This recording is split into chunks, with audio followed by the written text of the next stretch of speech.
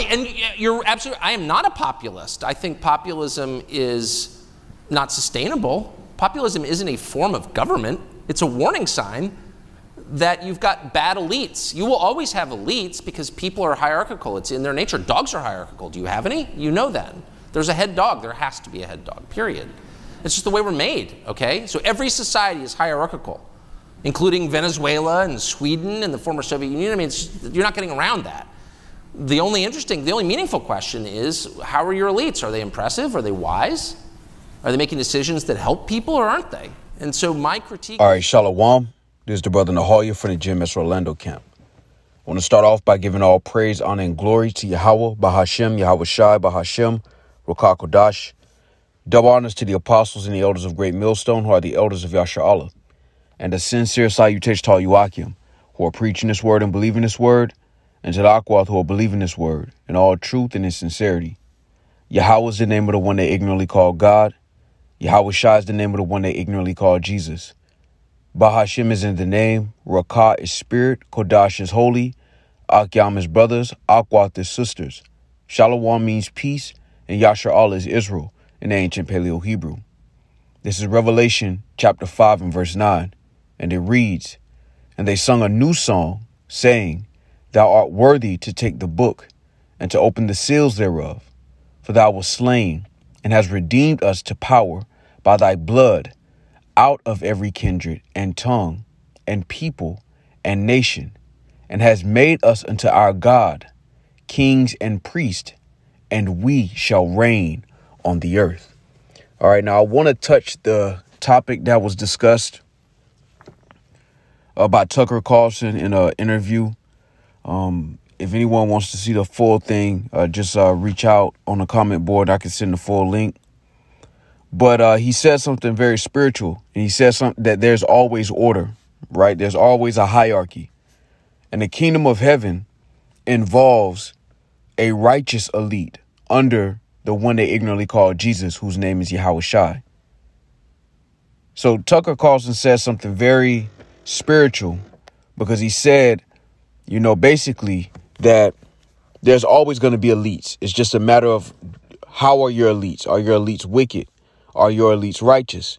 And this is why the kingdom of heaven is necessary. All right. This is Ecclesiastes, Ecclesiasticus, chapter 10 and verse 4. "The power of the earth is in the hand of the Lord, and in due time he will set over it one that is profitable." This current rulership is not profitable. And that's why you're seeing the reaction from the people, and you're seeing the condition of not only the people, but the planet itself. All right, because this is not a righteous rulership. This rulership is a reflection of the incompetency of the elites of this society. All right. And those elites of this society are Esau, Edom. That's their biblical nationality. The self-proclaimed white man. They are in control of the planet, beginning with their elites. And their elites are wicked rulers, and the condition of the planet is proof. All right, this is Proverbs chapter 29 and verse 2. "When the righteous are in authority, the people rejoice. But when the wicked beareth rule, the people mourn." Because in a nutshell, what Tucker Carlson was explaining is that the uproars of the people is a natural response to wicked rulership. And when you sit back and think about it, that's the case. The rulership has just gotten more and more wicked, to the point where people are discomforted so much that all across the planet you have uproars of the people. All right. Now, ultimately, it goes back to prophecy, because the Lord said, when you see these earthquakes, uproars of the people, all right, you shall know, all right, that this is the time that the Lord's going to visit the earth. This is the time when Yahweh Shai is going to return, because we've reached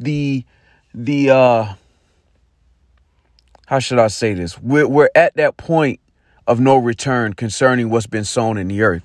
Wickedness has reached its height. And as a product of that, you have people in mourning all across the planet.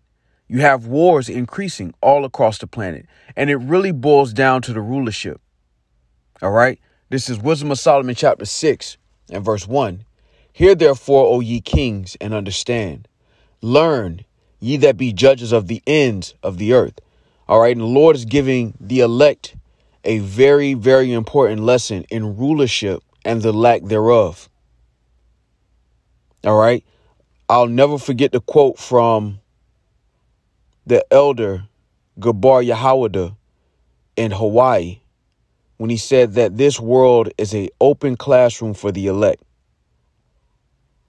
because we get to witness what happens when judgment, righteous judgment, is not executed in the earth. Not only do we get to witness it, but we have to experience it. One of the best ways to check the quality of a rulership is to be on the bottom of it. Now, being on the bottom is a punishment for us through the Spirit because of our disobedience, but it is also an opportunity through the Spirit to witness the product of a wicked rulership, because you're on the bottom of it. As a nation of people, we're on the bottom of this society. But we get to witness the underbelly, all right, of a wicked rulership. And we understand through the Spirit of the Lord why this kingdom has to be taken down and why this kingdom is falling. Because if the law, statutes, and commandments were implemented into the earth, all right, as the scriptures say in Proverbs, the 29th chapter, the people would rejoice. All right, continuing, Wisdom of Solomon 2:2. Wisdom of Solomon 6:2.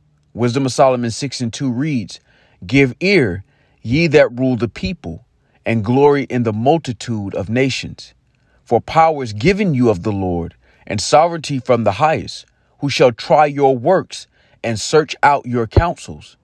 Because, being ministers of his kingdom, ye have not judged aright, nor kept the law, nor walked after the counsel of Yahweh Shem Yahushai. Horribly and speedily shall he come upon you, for a sharp judgment shall be to them that be in high places." So power was given unto Esau, Edom, the so-called white man, to glory over the multitude of nations, to have rulership and dominion over the multitude of nations. But the Lord said that what he would try his works and he would search out his counsels. And now his counsels are being searched out. And what we're witnessing in the earth right now is a product of wicked rulership. All right. You don't get around that. All right. And that's why what Tucker Carlson said, whether he understands it or not, because, you know, he brings out a lot of truth, but ultimately he's an Edomite supremacist. His whole solution involves the so-called white man remaining in rulership. All right. Which is a very base level of understanding. There's Ecclesiastes chapter 10:1.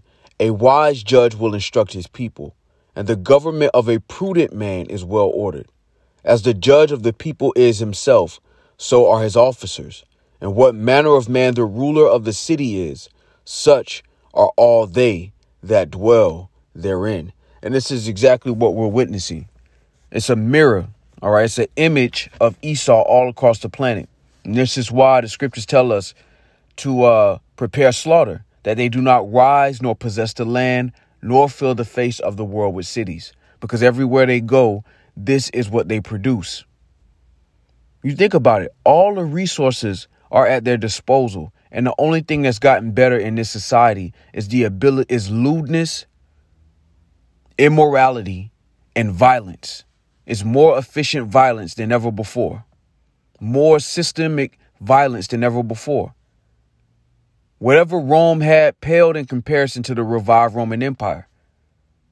They've increased their ability to kill. They haven't improved the water. They haven't improved the quality of food, the quality of life for the majority of the people on the planet. All right. Ultimately, they've destroyed people morally by feigning themselves, promoting democracy. They've destroyed societies.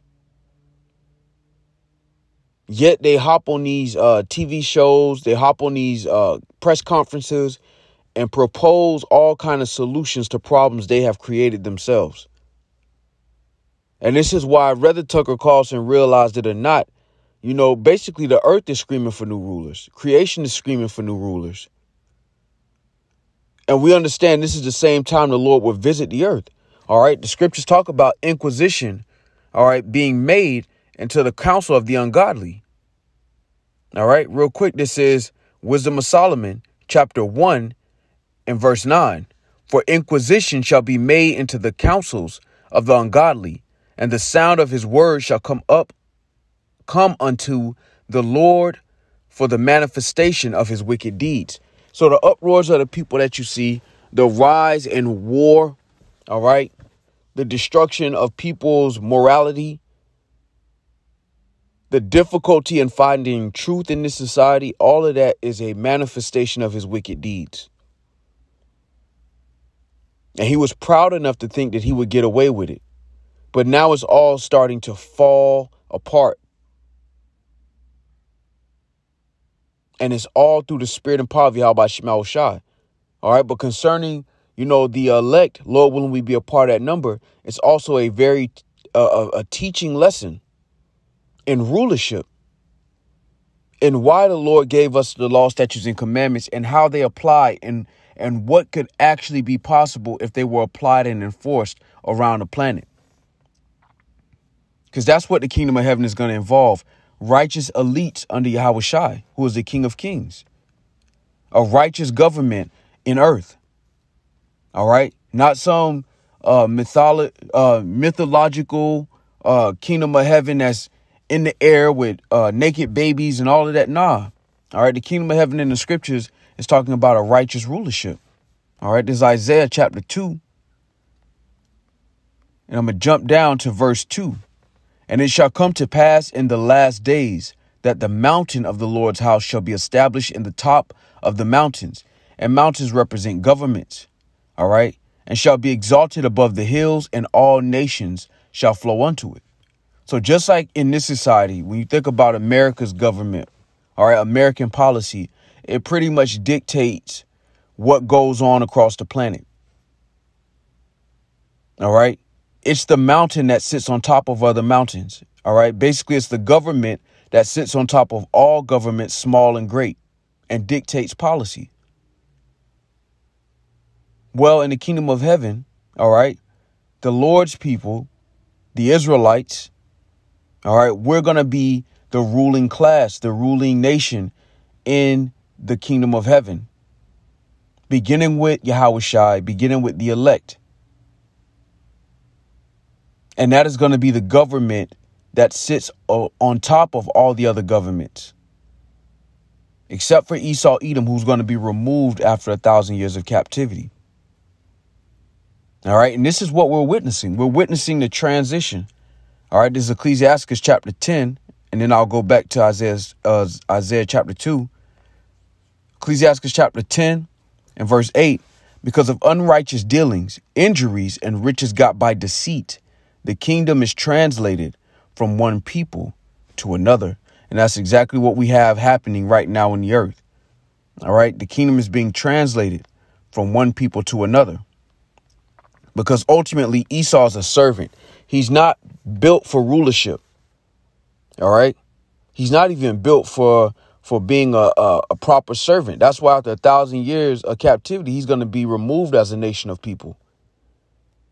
Because everywhere they go, as the scripture says, as soon as they're born, they go about speaking lies.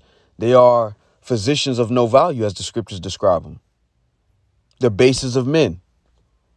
But for a portion of time, they were given rulership. And this is the product of their rulership. All right, Isaiah 2 and 3 reads, and many people shall go and say, come ye, and let us go up to the mountain of the Lord, to the house of the God or power of Jacob, and he will teach us of his ways, and we will walk in his paths. For out of Zion shall go forth the law, and the word of the Lord from Jerusalem. And he shall judge among the nations, and shall rebuke many people, and they shall beat their swords into plowshares, and their spears into pruning hooks. Nation shall not lift up sword against nation, neither shall they learn war anymore. There was a term that I heard this, I believe he's a political philosopher, and it's called international anarchy. All right. Matter of fact, let me see if I can look that term up real quick. All right. So there's a term that I don't know if he coined it, but he he mentioned this term, and it always stood out to me ever since I first heard it a couple months ago. All right, it says, this is Wikipedia. It says anarchy, international relations. All right, it says in international relations theory, the concept of anarchy is the idea that the world lacks any supreme authority or sovereignty. Right. So it's basically saying there's no nation that truly sits above all nations with supreme authority.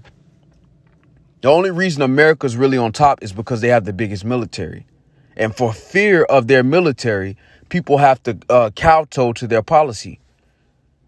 But even that isn't truly supreme authority because people don't agree with their council.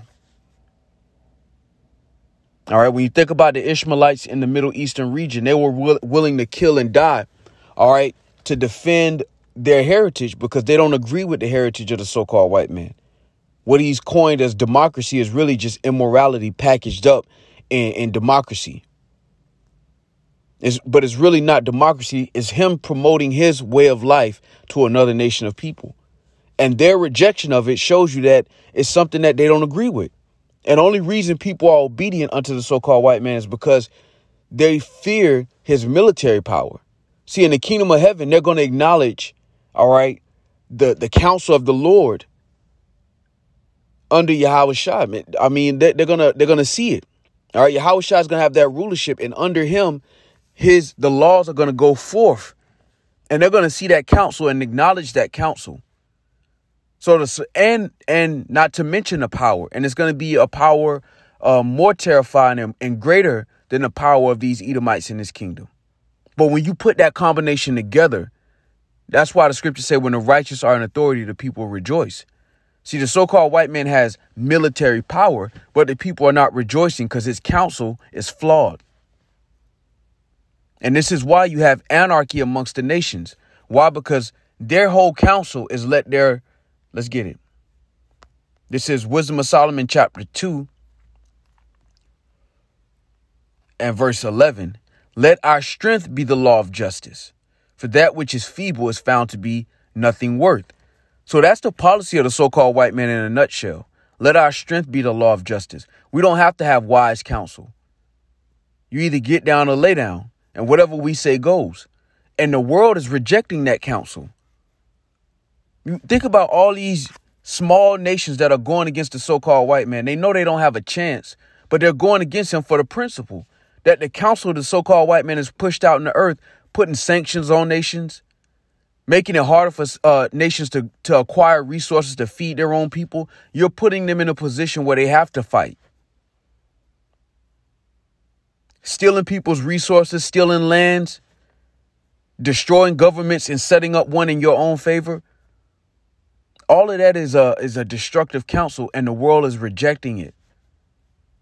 And this is all a product of wicked, unrighteous elites. And this is why the world is in a state of anarchy concerning the nations. All right. It says the concept of anarchy. All right. And again, this is in Wikipedia. Anarchy. All right. And in quotations, it says international relations. The concept of anarchy is the idea that the world lacks any supreme authority or sovereignty.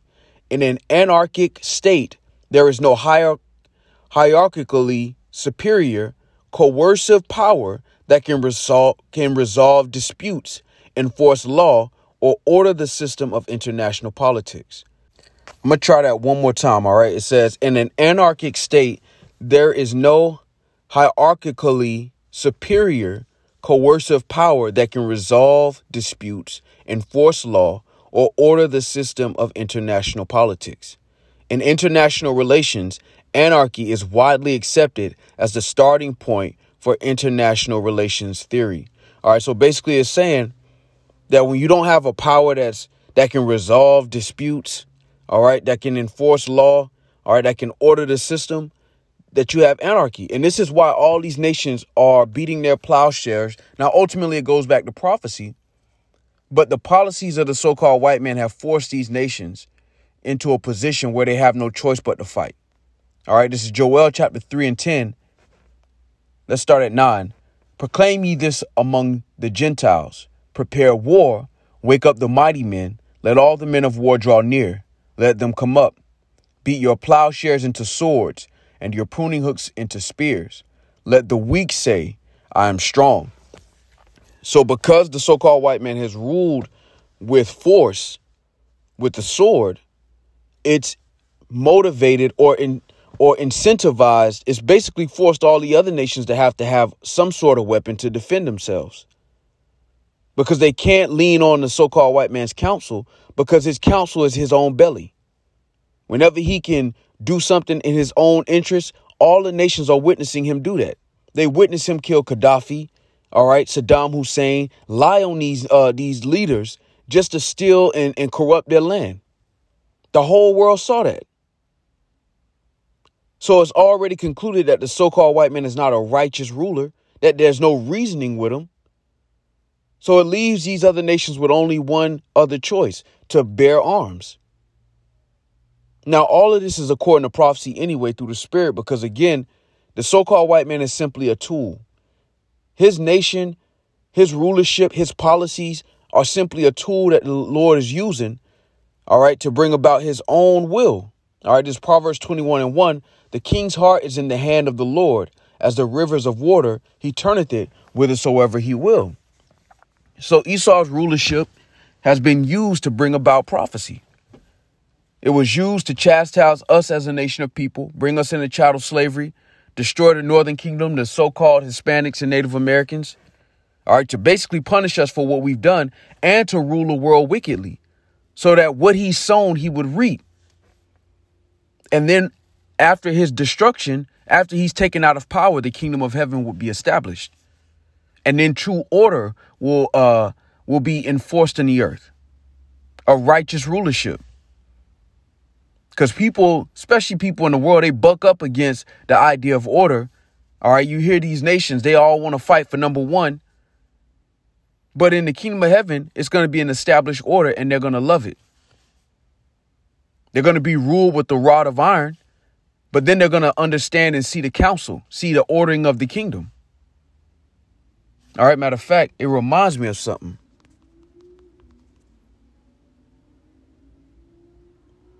Let me see if I can find this.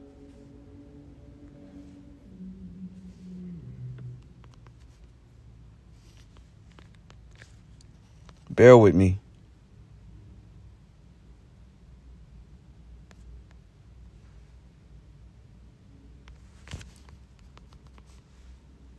All right, so this is 1 Kings 10:1. All right, and when the queen of Sheba heard of the fame of Solomon concerning the name of the Lord, she came to prove him with hard questions. All right, and she came to Jerusalem with a very great train, with camels that bear spices, and very much gold and precious stones. And when she was come to Solomon, she communed with him of all that was in her heart. And Solomon told her of all her questions. There was not anything hid from the king, which he told her not. And when the queen of Sheba had seen all Solomon's wisdom, and the house that he had built, and the meat of his table, and the sitting of his servants, and the attendance of his ministers, and their apparel, and his cupbearers, and his ascent by which he went up unto the house of the Lord, there was no more spirit in her. Now this is King Solomon, in the 40 years of peace that we were able to enjoy in the land. Now, imagine how much greater the kingdom of heaven is going to be. Because she was basically wooed and in awe at not only King Solomon, but the ordering of the kingdom.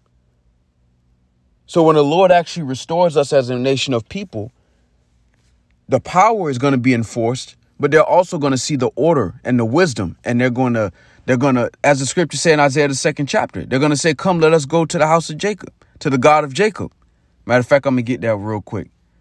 Isaiah 2:3, and many people shall go and say, come ye, and let us go up to the mountain of the Lord, to the house of the God of Jacob, and he will teach us of his ways, and we will walk in his paths. See, they're not doing that with the so-called white man. If anybody come here, they're just coming here to get a job and send their shekels back home. They're not coming here to say, man, the so-called white man's democracy is so great. We want to duplicate it in our land.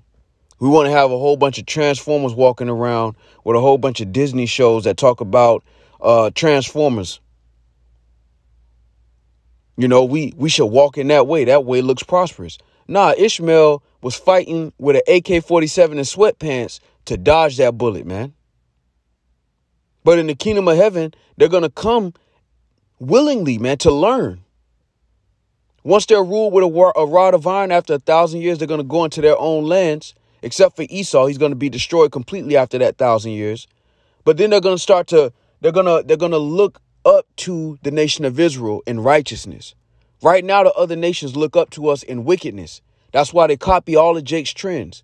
Well, in the kingdom, they're going to look up to our nation in righteousness. So not only do we have a natural spiritual influence, but in the kingdom of heaven, it's going to be righteous and it's going to be with power. We're going to have the ability to enforce law. All right. So Lord willing, this was edifying with that. You know what? Let's go here. Let's go here. All right. This is Wisdom of Solomon, chapter 6. And I'll jump down to verse 20. And it reads, therefore, the desire of wisdom bringeth to a kingdom. If your delight be then in thrones and scepters, O ye kings of the people, honor wisdom that ye may reign forevermore. See, we in a low estate, right? However, we have the greatest treasure of all, which is wisdom. And as this scripture reads, wisdom bringeth to a kingdom. The Lord is setting us up as a nation of people to be far greater than any of our people's ambitions in this society. Our people want to be business owners. They want to, be the top musician. The Lord made us to be a nation of rulers. Not just a nation of rulers, but literally a nation with rulership over other nations of people. That's a far greater position than any of our people could ever imagine, under Yahweh Shai, who is the King of Kings. But what did the scripture say? Honor wisdom. So we're in a lower state. We don't have all the trinkets, all right, or the accessories that come with being the chosen nation of people. But we have the spiritual trinket, which is wisdom. And wisdom causeth you to reign forevermore, not a temporary rulership. And that's what the Lord is refining his men. All right, Lord willing, we be a part of that number to understand and to enforce in their own life first and foremost, before power is given unto us as a nation of people. Jake chasing personal clout, when in the kingdom of heaven, we're going to have national clout. That means wherever you go, as long as you're once they see you, they're going to know you're an Israelite. And there's going to be a clout that comes with that none of the most famous Jakes in this society are going to be able to compare to. All right. This is Isaiah. And we don't know what that's like, that feeling of like our nation is on top. We know it in a lower state. Like, yeah, these other nations have all these resources, but they can't really fuck with us. Excuse my French. As a people, they can't really. But in the kingdom, we're going to have power, resources, righteousness. So much so that the nations are not going to be able to do anything but acknowledge us as the chosen seed of the Lord. This is Isaiah chapter 61 and 9. And their seed shall be known among the Gentiles, and their offspring among the people. All that see them shall acknowledge them, that they are the seed which the Lord hath blessed. See, that's a national clout. That's a national glory. Jake is fighting for a very temporal fame and renown. It's short, it's fleeting, because you're chasing. And what are you're famous for? What are you known for? Entertainment, mostly. You're known for being a rich Jake amongst the rest of your people being poor. In the kingdom of heaven, we're going to be a nation on top of all other nations under Yahweh Shai. The King of Kings, the firstborn of creation, is going to be on the earth. Man, come on, man. I want to read this in the NLT. Because when your king is in rulership, by default, as a nation of people, you get the clout. All that Jake chasing in this world, it really comes with rulership. This is why no matter what a so-called white man go on the earth, he's given a certain level of respect, because his nation is in rulership right now. That's just how power and hierarchy works. That's one thing Tucker Carlson mentioned. There's always going to be elites. Right now, it's just Esau's turn. He's the elite. But as the scriptures say, the Lord's going to set up a kingdom that shall never be destroyed, man. All right, so there's Isaiah 61:9 in the NLT. It says their descendants will be recognized and honored among the nations. Everyone will realize that they are a people the Lord has blessed. And Lord willing, we be a part of that number. That's what we're waiting on. Because anything in between that is vain and fruitless. That's why we labor to enter into our rest, because that rest is more glorious than anything Esau could give you on this side. All right, so Lord willing, this was edifying. With that, I want to give all praise, honor, and glory to Yahweh, Bahashem, Yahweh Shai, Bahashem, Rakah Kodash. Double honors to the apostles and the elders of Great Millstone, who are the elders of Yasher Allah, and a sincere salutation to all Yuakim, who are preaching this word and believing this word, and to the Akwath, who are believing this word in all truth and in sincerity. Shalom.